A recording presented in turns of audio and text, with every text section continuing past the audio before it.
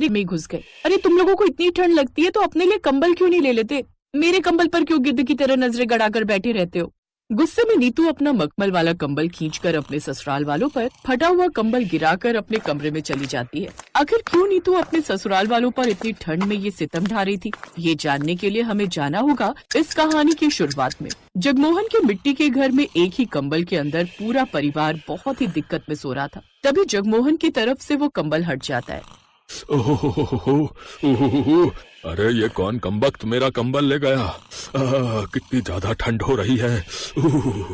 जगमोहन अपनी तरफ कंबल खींचता है तो उसकी पत्नी कमला चिल्लाते हुए कहती है, ले लो, सारा कंबल तुम ही ले लो। मुझ बुढ़िया को तो तुम ठंड में मार ही दो। तुम तो चाहते ही यही हो ताकि तुमको मुझसे छुटकारा मिल जाए।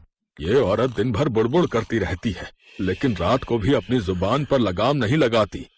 अरे सारा कंबल तो तुमने ले लिया, मुझ बूढ़े को भी तो कंबल दो। अपने सास ससुर की बात सुनकर उनकी बड़ी बहू सुनीता की आंख खुल जाती है। क्या हुआ माँ जी, बाबूजी, आप दोनों इस तरह क्यों लड़ रहे हो? पड़ोस वाले सुनेंगे तो क्या सोचेंगे?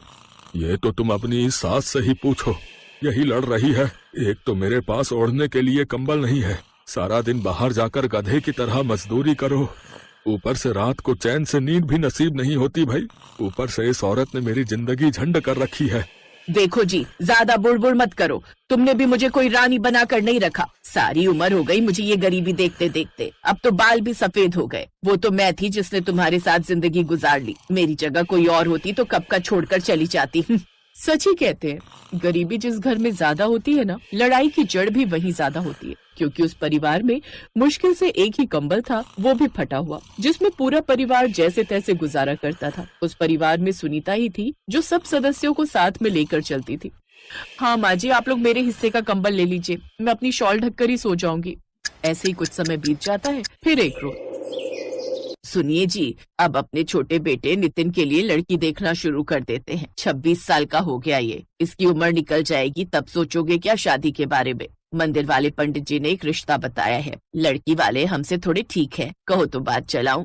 हाँ, अब इसमें सोचना क्या, आज नहीं तो कल उसकी शादी तो करनी ही है, करो बात। कुछ दिनों में नितिन और नीतू की शादी हो जाती है।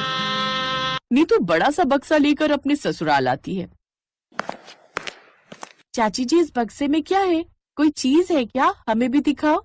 जब वो बक्सा खोलते हैं तो अंदर बड़ा सा मखमली कंबल होता है। अब तो मैं इसी कंबल के अंदर सोऊंगी, मुझे ठंड भी नहीं लगेगी। सच में बहू, तूने दहेज में कंबल लाकर बड़ा ही अच्छा काम किया। हम कितने सालों से एक नया कंबल लेने की सोच रहे थे, लेकिन कम आमदनी के कारण खरीद ही नहीं पा रहे थे। हर सर्दियां हमें वो फटा पुराना कंबल ही ओढ़ना पड़ता था, लेकिन इस बार जाड़े का मौसम मजे से कट जाएगा और हम सब आराम से सो पाएंगे। ये सुनकर मतलबी नीतू अंदर ही अंदर जल भुन जाती है, क्योंकि अपनी चीज किसी के साथ भी शेयर करना नीतू को पसंद नहीं था। अब एक तरफ सभी ससुराल वाले उसका नया कंबल ओढ़कर सोते हैं और उसकी सास अपना फटा पुराना कंबल उसे दे देती है। पता नहीं कैसे बेशरम लोग हैं जो एक कंबल भी नहीं खरीद सकते। मुझे ये फटा पुराना कंबल दे दिया जिसमें छेद हो रखे हैं। इसमें तो कितनी ठंड लग रही है, हवा ही हवा पास हो रही है। कोई बात नहीं, कल सुबह होने तो फिर मैं अपना कंबल उठा लाऊंगी। अगले दिन नीतू अपना कंबल लाकर अपने कमरे में रख लेती है, लेकिन जैसे ही रात होती है तो सीमा यानी नीतू की ननद उसके कमरे में आती है। भाभी, सब लोग सोने की तैयारी में है, आपके कंबल का ही वेट करे, मैं ये कंबल ले जाऊं? इससे पहले नीतू कुछ बोल पाती वो झट से उसका कंबल उठाकर ले जाती है। उस रात भी उसको उसी कंबल में कुड़कुड़ाते हुए सोना पड़ता।